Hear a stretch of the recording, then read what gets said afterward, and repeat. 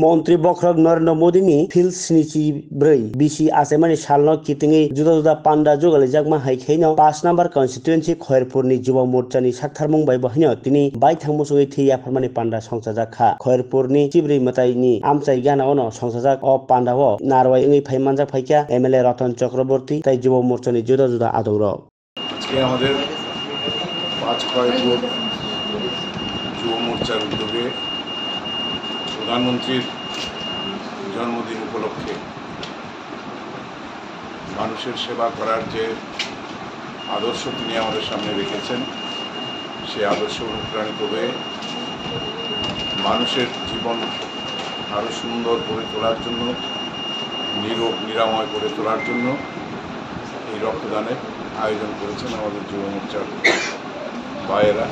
সভাপতি বাংলাদেশ উপস্থিত আছেন আমাদের যুব মোর্চার যিনি রাজ্য প্রভারী সুকান্ত ঘোষ আছেন, আমাদের ভাইস প্রেসিডেন্ট যুব মোর্চার প্রসেনজিৎ ঘোষ আছেন, আমাদের এই পঞ্চায়েত সমিতির চেয়ারপারসন শ্রীমতী ঝর্ণারানী দাস মহোদয়া, ভাইস চেয়ারম্যান শ্রীমতী মন্ত্রী দেবনাথ সহ এবং এই এলাকার প্রধান উত্তর চম্পানগর প্রধান অনিমা দাস মহোদয়া এবং জেলা পরিষদের সদস্য শ্রীকৃষ্ণদীপ দাস সহ যে অন্যান্য যারা কার্যকর তারা এখানে একটু পরেই উপস্থিত হবেন। আমাদের রাজ্য যুব মোর্চার সভাপতি সুকান্তদেব এমএলএ তিনি রাস্তায় আছেন। তো আমরা মূলত দুটো বিষয়ের উপর জোর দিয়েছি।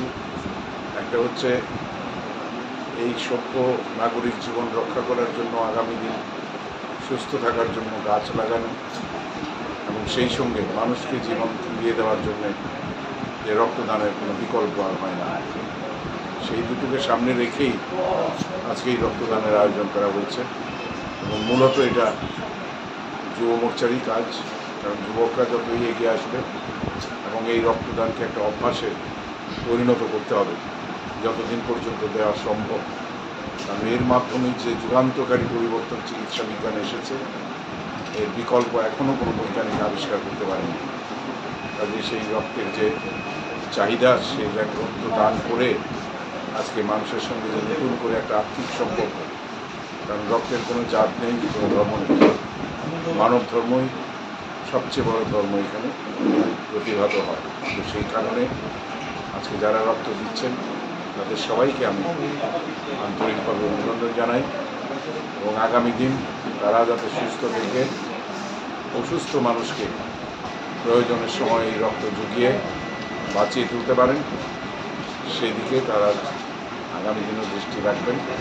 আমরা বিভিন্ন সময় এই ধরনের প্রোগ্রাম করি, কিছুদিন আগেও একটা আমরা করেছি সেখানে বাগবাড়ি বাজারে নোয়াগাঁওতে। আগামী দিনও এটা জারি থাকবে।